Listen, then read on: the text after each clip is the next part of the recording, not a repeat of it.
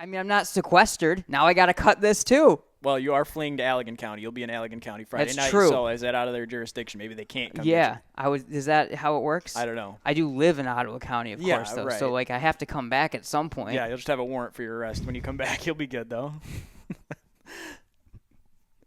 Goodbye. Maybe forever. Yeah.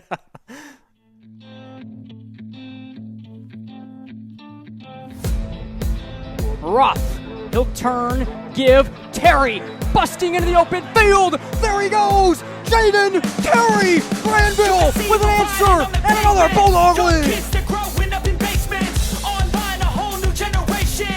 Give the discouraged fake. This in the backfield, evading a man, throws out of a tackle, incomplete. Zeros across the scoreboard. Harper Woods have won the state championship, their first in school history, in unbelievable, thrilling fashion. Fake handoff, guy up the middle, big hole, bursting over the 40 to the 45-50, angling right at the 40, 35-30, racing to the 25, 20, outside the numbers, 10, 5, touchdown, Muskegon, Mackay guy, 80 yards to the house.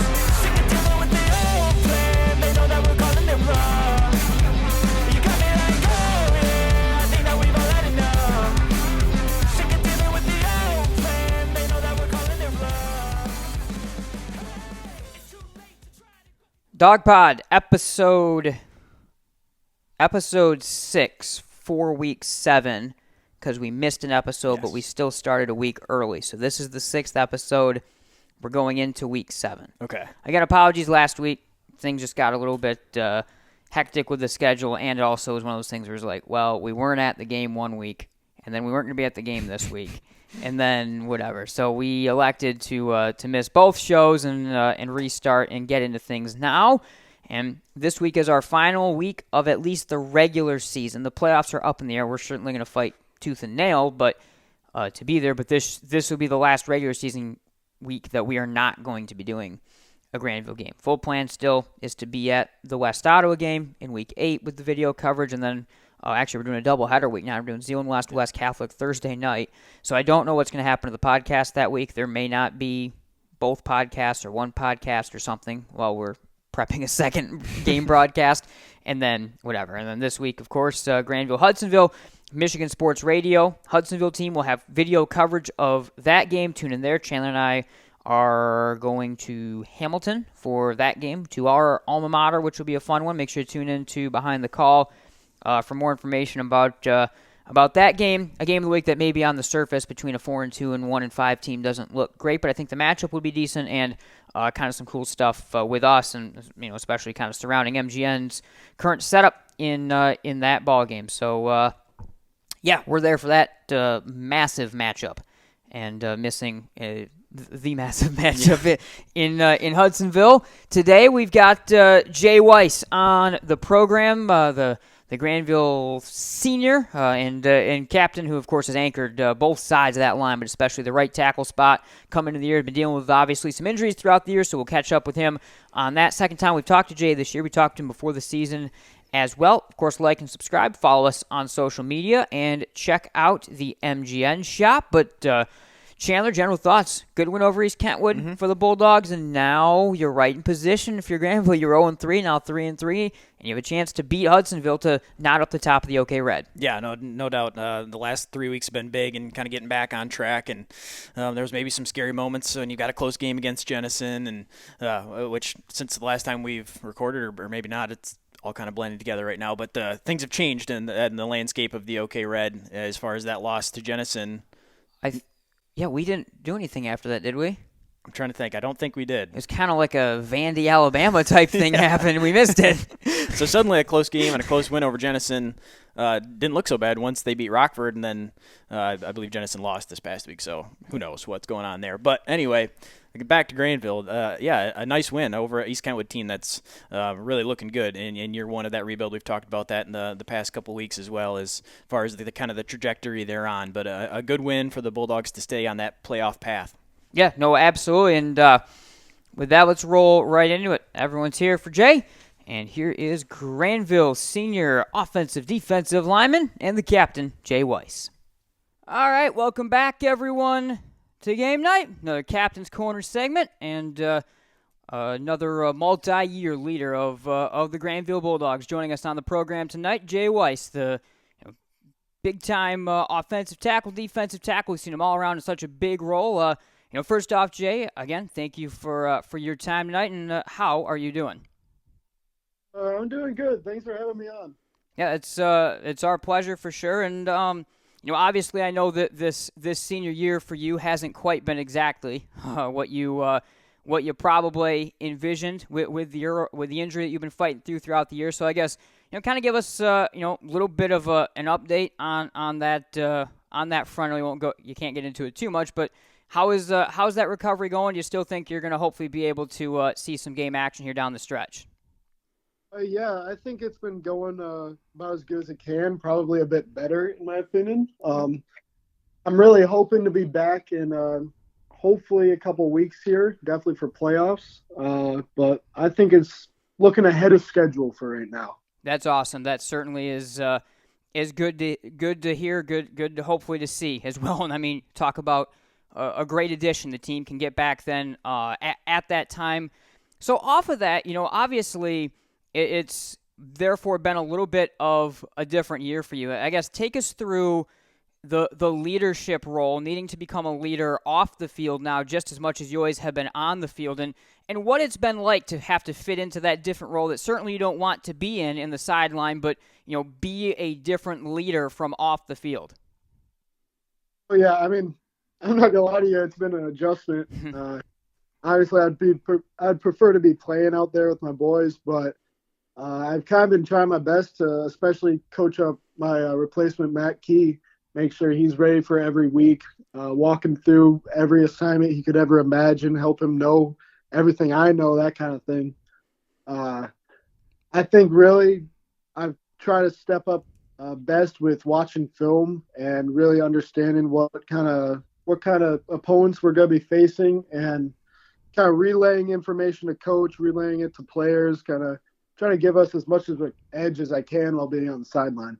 Yeah, for sure. And actually, you touch on your replacement, Matt Key. I mean, tell us, obviously the offense has, continued to roll pretty well, and he certainly has looked great. I know, the coaching staff, Coach Stiegel talked highly of him coming into the season. But, tell us about Matt, how proud you are of him, being able to slide in the rest of the guys as well, and the fact that they've, been able to keep it rolling and be able to continue to operate at such a high level. Because I'm sure it's got to be gratifying to be a senior leader and to see those other guys able to step up into a role to be able to fill the huge void that you leave when you're not out there. Yeah, I mean, I'm very proud of Matt. I think he's done a good job stepping up for the team. He's in a position he's never played before. He kind of got thrown into the fire Davison week.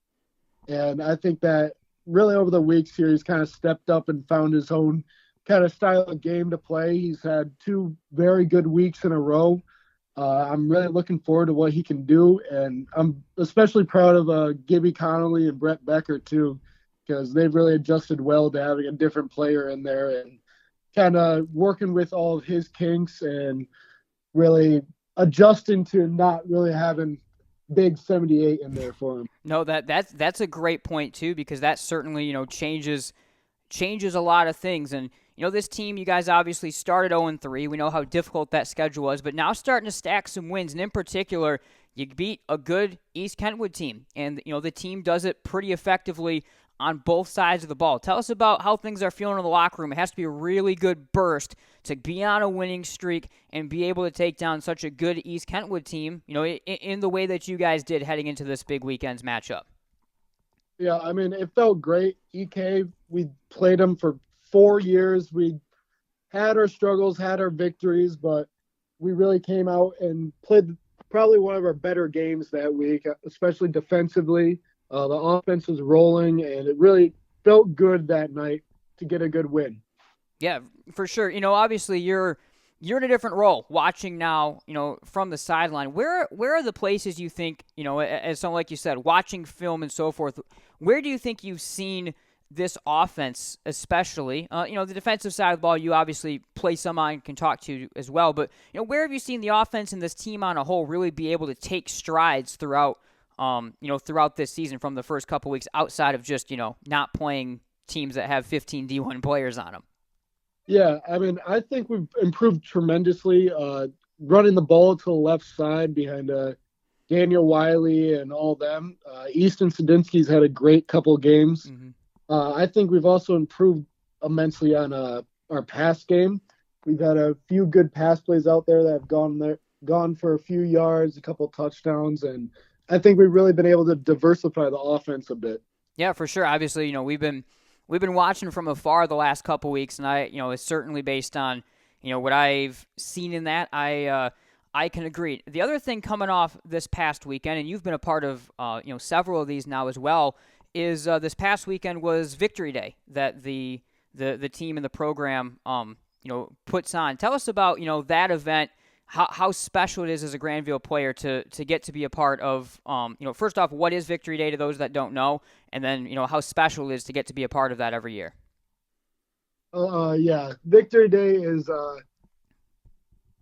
basically all the special needs students, the students with learning disabilities and so on, the kids that don't really get their normal opportunities to play sports, especially in high school. It's kind of a day for them to all come out there with the football players and run around, throw the ball around, tackle some dummies, run some plays, get some touchdowns, that kind of thing. And it's a blast for us players. I mean, it's not every day you go out there with these kids you see in school every day, and they're not really your teammates, but they're out there, they're having a blast with the sport you love, and it's a great time. I've known a lot of these kids since elementary school. I've seen them have their own struggles, their own different journey with their disabilities, but like out there on the field, we're all just kind of the same, we're all just players having a great time. Yeah, no, that's exactly true. And it's unique and special because, of course, for those that don't know, Coach Stiegel is, works in kind of the special needs, education and special ed, field as it is. Tell us, I haven't asked this actually a ton of players again this year, but Coach Stiegel, getting to come up in the program with him as a leader and what he's instilled here, in Grandville. Just tell us about, for you being a 3-year varsity player and obviously a player in the program deeper, what it's like to be able to play for a guy like Coach Stiegel. I mean, it's always an adventure. You never know what you're going to get with him. Someday he's just like on a mission. He's got a list of things to get done, and he's going to get it done. Some days it's a bit more free-flowing. But, yeah, I remember he used to absolutely terrify me as a freshman. He was the big, scary varsity football coach. And now that I've kind of come up with the program, I've gotten to know him a bit better, gone to a few dinners with him. It's been a great time playing with him. I really wouldn't want any other coach. Yeah, no, I mean, we always say it too. Getting to work with him and what he's able to instill in you guys as well as a program is always great to see. Again, so once again, your senior year, you haven't had a chance to add on to a ton of this, but I know you do have a couple college offers, some different things sitting out there as well. Where are you at in that recruitment process? Schools that you're mulling over, what you're thinking about next year in terms of where you might be going to play, things you might be wanting to study, so on and so forth. Yeah, I mean, right now I have an offer from 3 schools. I have one from Hope, one from Alma, and a school in Iowa called Grinnell. I've been kind of thinking about Hope and Alma, mulling those over, go play football. And then I'm very good in the classroom, you might have heard. I'm a 4.3 GPA student, 1,500 SAT, top of my class. So I've been looking at other schools just for the academic side, schools like Purdue, Northwestern, U of M, Michigan Tech, those kind of things. I mean, you're certainly smarter than me, the communications student at Grand Valley State. I can tell you that much. Yeah, so obviously, that's great to see, and obviously, if you do choose to go, the football route, I think, we know what you can do on the field and cerebrally on the field. So what are some of the things you maybe would be looking to study if you're that much? If you're obviously smarter than me, so. Yeah, I'm really looking at going into physics. Okay. And chemistry. Okay, yeah. So I did not do well in that in school. I could definitely promise you that much. That's definitely really Very impressive, for certain. They always say that, too, with offensive linemen. A lot of coaches always say that those have to be the smartest guys on the field because of the amount of stuff that they have to be able to, to take in. So I certainly can see that. That's certainly impressive. Let's wrap it up a little bit by looking a step ahead to this week and Hudsonville. There's a rivalry aspect, of course, to this game. And I guess first, from the outside, how do you see this rivalry comparing to say, the likes of the Rockford rivalry? I think the Rockford rivalry most would consider the arch nemesis in a lot of ways between Grandville and Rockford, but there's definitely a border war and certainly some bad blood that you can add in between Hudsonville and Grandville. Well, yeah, I mean, it's certainly intense. I mean, going up from Pee Wee football, we've always played Hudsonville. Grandville has 1,000 youth teams. Hudsonville has 1,000 youth teams. You're always playing Hudsonville. I think for some guys, it might even be a bigger game than Rockford some days. But I think we're really just going into this. I mean, it's the biggest game because it's the next game. That's what Stiegel always says. Mm-hmm. So that's kind of the mentality right now. Yeah, that's we hear that certainly from every single player. And this is a big game, though. I mean, regardless if it's the biggest because it's the next game, because there is obviously an OK Red component at it, but this Hudsonville team is really good. I mean, we saw it, obviously. I mean, we saw it last year in the playoff game. That obviously really tough contest that you guys just were able to win on the margins. They bring a lot of pieces back. You bring a lot of pieces back. What are some of the things that the team is maybe prepping for? Probably a very physical game is going to be something I would think at the forefront of it. Right now, we're really just trying to focus on dominating our game. Just, standard Grandville, you run, you pass, you do your play action. We just really need to do well in our game and not focus so much on what Hudsonville is doing. Yeah, exactly. And it's going to be a terrific game for certain. The rivalry aspect and, the big aspect as well. With you guys having a chance to get right back into it in the OK Red. Terrific job. Thank you so much, Jay, for your time, and we wish you all the best luck and quick healing in the world here, because we can't wait to see you back on the field soon. Thanks again for your time tonight, and good luck, as I said. You.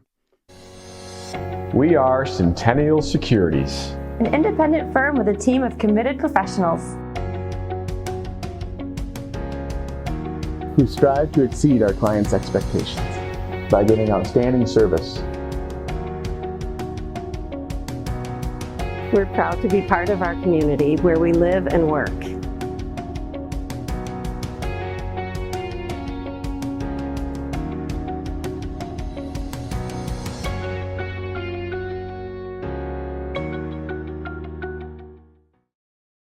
Gear up this season with the MGN Shop, featuring everything from t-shirts, sweatshirts, hats, and outerwear, to water bottles, stickers, and other accessories that help show off your style and your support of Game Night, the Grandville Bulldogs, and more. To shop, click on the Shop Merch tab at the top of MichiganGameNight.com and browse nearly 50 items. And be sure to check in frequently as new items are added throughout the season. That's the MGN Shop through MichiganGameNight.com.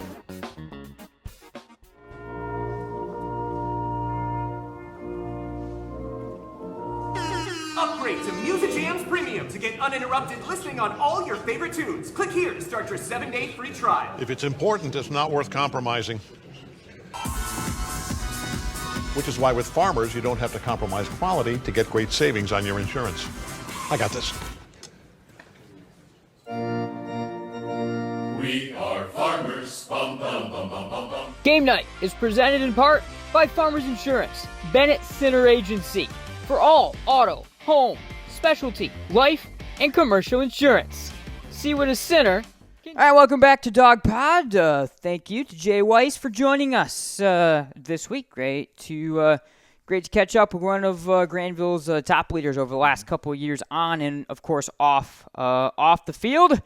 And we move into week 7 now, but we come out first of week 8. Was it 33-25 over East Kentwood?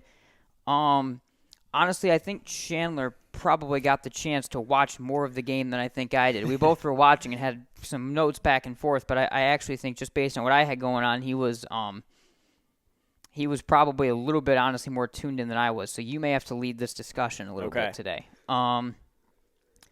Pros, I would say the offense really, of course, delivers when needed, as they have all year. But I feel like it's about, like a very good balance in the offense, in particular, in terms of all of the backs getting involved quite a bit and getting in.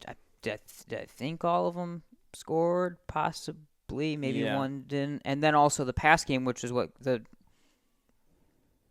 technically, I guess, winning touchdown came from, but I guess the lead was still enough that whatever. The final touchdown was a nice play-action pass. So a balanced offensive approach that I think kind of showed against a really stout East Kentwood defense, or a fairly stout East Kentwood defense. They've been a little up and down based on who they've played.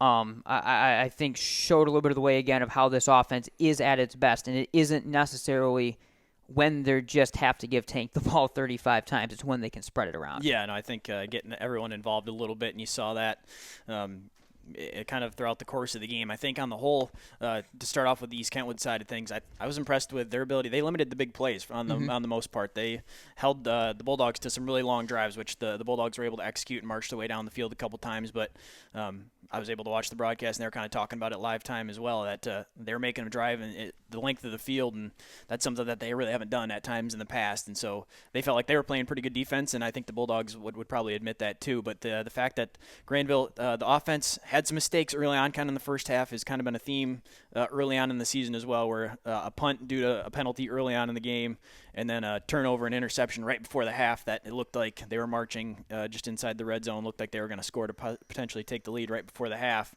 So some mistakes in the first half from the offense, but in the second half really picked up the slack and really got things going, as you mentioned, kind of getting everyone involved in the running game, getting the passing game going. I was impressed with their ability to kind of get the passing game going in situations where it wasn't obvious that the passing game was going to be coming. I think early on you could see them lining up Sadinsky out wide a couple different times, using him in motion, and then going just to there's traditional play action out of the T offense there. And so I think a lot of different looks there that were impressive in a good game from the Bulldogs. Yeah. Like you said, it was that, and that's what the final score came on as well, that little kind of design Sadinsky motion sort of thing, and they got him on that. Mm-hmm. They did. They did. Oh, they got us. If anyone was watching the broadcast, don't know. So the broadcast is Joey Sutherland and then former head coach Tony Kimbrough, and they're a colorful duo for sure on the call. But Tony, on a couple occasions, but especially that final one, it was just funny because you could see he had his coach brain turning as he was watching it, and they motioned Sadinsky. He said something like he was essentially doing his Tony Romo impression. Like, yeah, they're just going to run the normal play action, get off this. And then the second that Ethan turned the corner to pass, he's like, oh, they got us. And then Gibby's just wide open over the top. I told Sharon that's what you're doing from now on. Anytime someone scores on Grandville, oh, they got us. He recognized it pretty early, so I'll give him that. Yeah, but no, all throughout the course of the game, we were texting back and forth, and I was making a couple comments that there was a couple times that comment was made that it's just window dressing. This is the same offense. They're going to run the same plays. And I was like, that's exactly what they want you to think. Yep. That's, if you've watched Grandville football, if you feel comfortable with what they're calling, then you probably shouldn't be, because something else is about to hit you. And it took until that last drive, and it's just window dressing. Nothing going to be just a typical offensive play right here. And what do you know? Get a wide open touchdown. I know. I feel like at some point in time, I think someone's got to offer us a bag to like Connor Stallions or something for them when they're going up against really any T program, because at some point in time, I sometimes feel like I'm watching that going on. It's like, well, I know what's going to happen. Mm-hmm. And although I will say where we screw up is when we watch other teams that aren't, we said this, that aren't Grandville, because like Shillato will do the same motion as Stiegel, and then Stiegel has kind of 2 or 3 things he'll run off of it, and then Shillato's running shotgun stuff this year, so I don't even know what's going on over there. But regardless, that's that. The defense. So they hold the opponent to 25 or less on the whole, but even like very like a grinding game, and it was in the they allowed in the teens kind of later into that second half as well. A little bit more physical game. Again, game script, there was a lot of scoring going on, but lower scoring on the whole. And it's continuous improvement from this defense, really week over week. I think you're seeing them get in the system more. You know, they're doing a better job because they're so much deeper this year. I'm sure that's a huge factor in it as well. But I think that's one of the big things is this defense is just inspiring more and more confidence as they go, and especially as they go into this test this weekend. Yeah, I think so. Against East Kentwood team that has some playmakers, too, on the offensive side of the ball. And in the first half, too, got gashed a couple times in the quarterback run game and gave up some big plays. But in the second half, really impressed with kind of how they made those adjustments once again. And I believe East Kentwood scored once, but outside of that, had to punt the football away a couple different times, and the defense was able to get off the field relatively quickly. So you have to be impressed with their ability and kind of those halftime adjustments once again. And second time in 3 weeks that Josh Crater comes up with essentially a ceiling interception. So he's a guy that had to step into a little bit bigger, a little bit different role from last year, along with several other guys on that defense, especially dealing with a couple of nick-ups here and there throughout the year.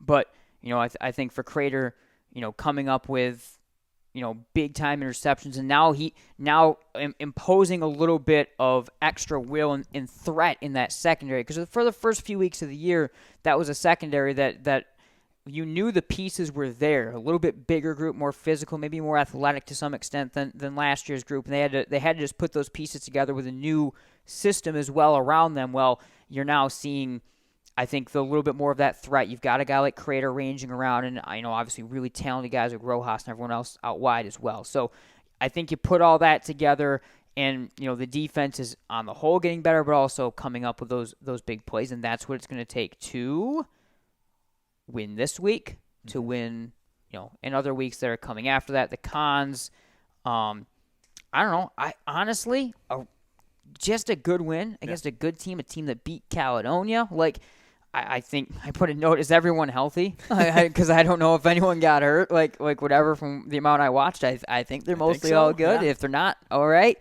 And then I think they're gonna have to be. The thing is, now you come in. Let's transition to week 7 with it. They are going to have to be physically ready to roll.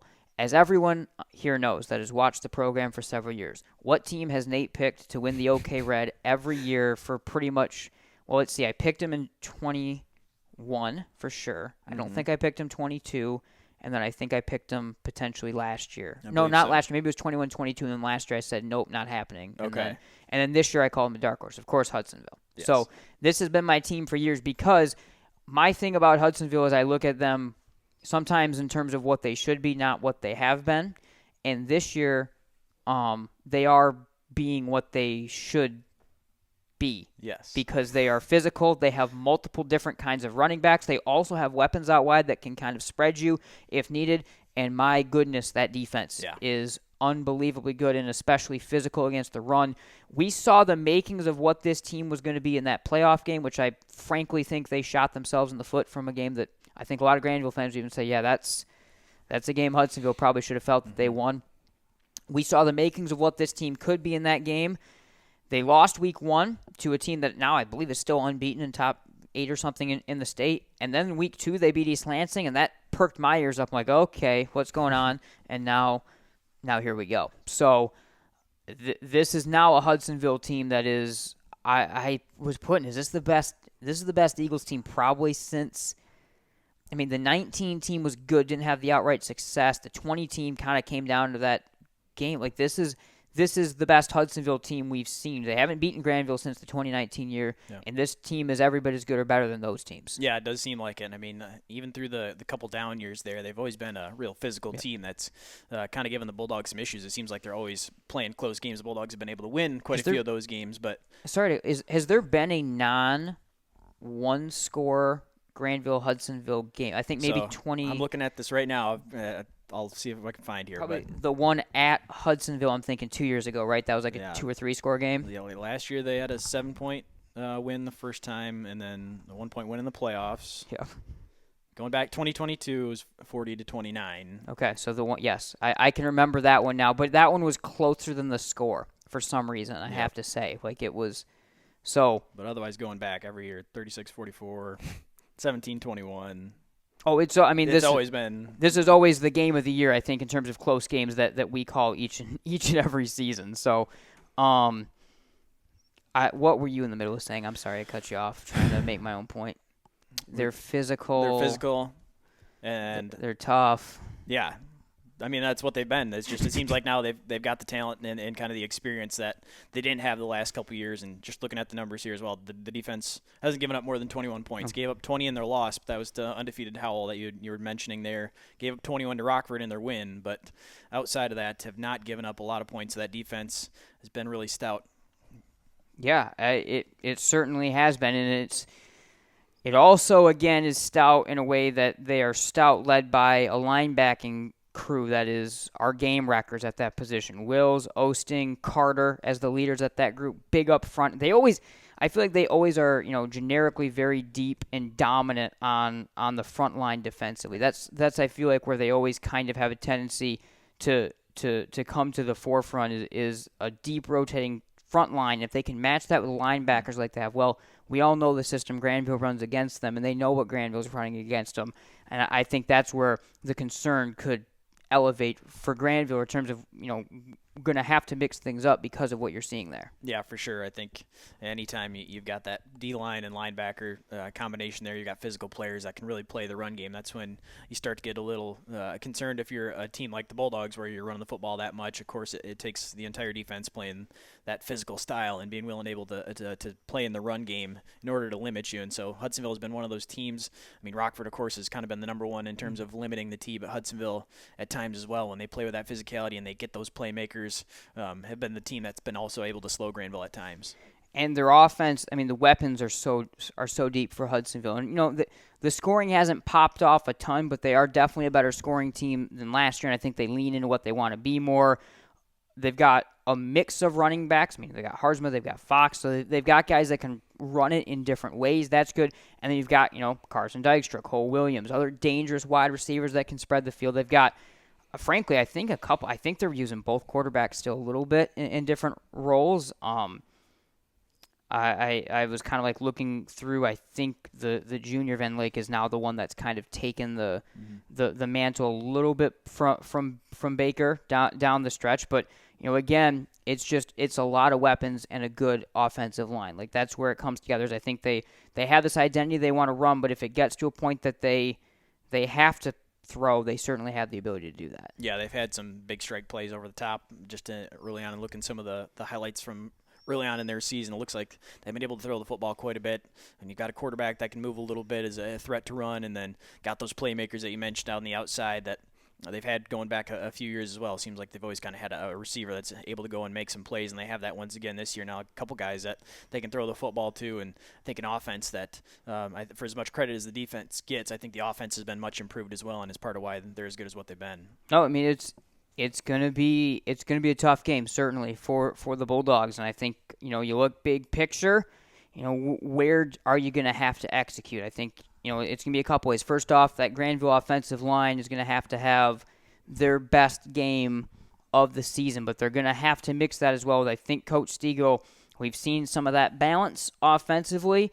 I think it's going to have to be one of the most balanced games that probably also includes being sharp in the pass game. Mm-hmm. And once again, I'm going to harp on it one more time. It's a broken record above all those other things I said. They cannot turn the football over. Yeah, I think that's one of the things that has kind of been the Achilles heel, or one of the things that they've been trying to clean up the entire season is those turnovers and the mistakes in the offense. The offense still putting up big numbers and scoring quite a bit, but you always are kind of trying to figure out where you can improve, and those are the things that are going to matter in these close games. It's going to matter in the Rockford games, the Hudsonville matchups, these type of teams where you're now battling for a playoff spot, teams you're going to be potentially seeing in the playoffs.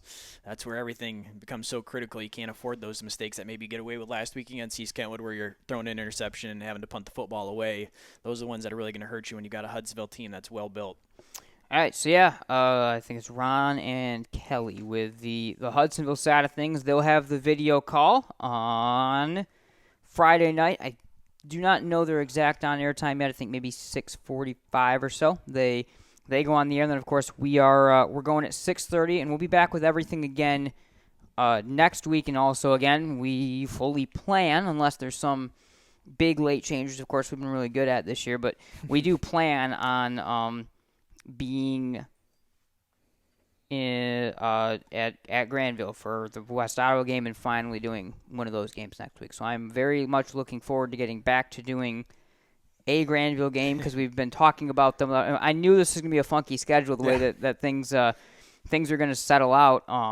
So I'm going to be glad to finally get back on. And also, let's hope Grandville wins some games here because we need some home field advantaging throughout these playoffs to help in the early rounds of us getting me not having to significantly fight to get these different games in the playoffs with our other MSR guys / just sending Chandler to work with them, which there is a chance I just send Chandler to Rockford to do that game, by the way. There's a real good chance. Or maybe Rockford loses in the first round. Well, Grandville Rockford are probably playing the first round unless they win this week. And, we'll probably starting next week, we'll come up with some sort of snooze to you.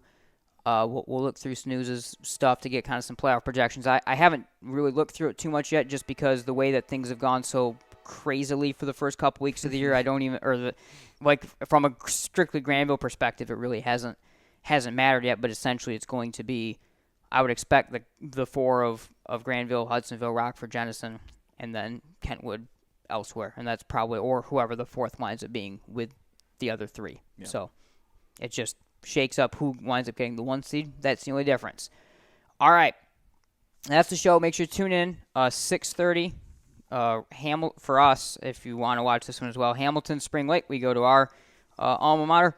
Fun one there, including it's their senior night, and Aiden Lynch that's worked with us on MGN, one of our broadcast interns. He's on the team. It's his senior night as well. So that'll be cool. First time we've gone back to do a game there, and since we graduated, which was like only 3 years ago, right? Yeah, I think that's what it feels like. So, so we'll be doing that. Hopefully it all works out okay. I'm hoping I can be there. Can I say I have jury duty? Can I say that on the air? So I don't know if it's going to get canceled. It's been quite the fight to get it canceled, but apparently the city of Holland thought the best time to have their district courts are Fridays for during football season when I got called or when I got it pushed to, and So we have no further comment because it's been quite a process. I mean, you've now told them where you're going to be at that time, so I mean, if they come and get you, like they know exactly where you're at. This might be getting cut. I don't know. If there's just a cut all of a sudden and we're just saying goodbye, like starting with this, that's how you know what happened. I legit don't know if I can say that or not. I don't know. I mean, I'm not sequestered. Now I got to cut this too. Well, you are fleeing to Allegan County. You'll be in Allegan County Friday night. That's true. So is that out of their jurisdiction? Maybe they can't come get you. Is that how it works? I don't know. I do live in Ottawa County, of course, though. Right. So, like, I have to come back at some point. Yeah, you'll just have a warrant for your arrest when you come back. You'll be good, though. Goodbye. Maybe forever. Yeah.